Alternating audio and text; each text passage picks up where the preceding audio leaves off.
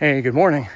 So this past weekend, or Friday kicking off the weekend, I ran a 1 mile race in downtown Pittsburgh, Liberty Mile. Good time, great race, great turnout. Saw a lot of friends from the running community.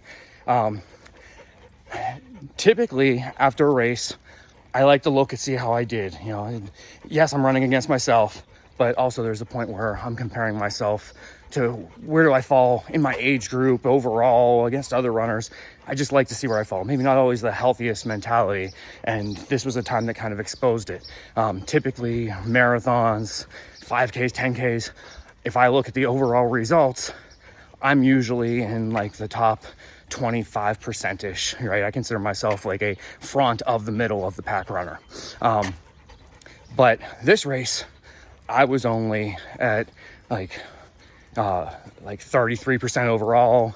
And then in my age group, I was all the way back at like 70%, just, rough numbers. I don't remember off the top of my head. But here's the difference with this race. Not only was it a race that I don't normally specialize in, although I have been trying to work at it, you had to qualify for this one. I was in the Masters heat of this race where people had to be able to run at least an 8-minute mile, but there were a lot of competitive runners of lots of ages from 40 on up. And the times that won, I think it was like 4:20 something, 4:28 something really fast for people in their 40s.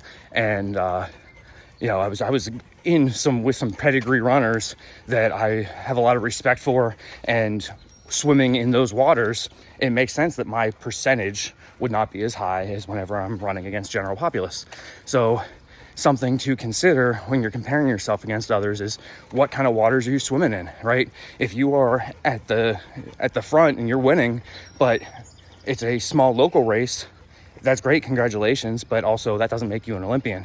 And versus if you are training with a really good club and you're getting dusted, but everybody else are top-notch runners, you should still feel good about yourself. It's good to challenge yourself against other people.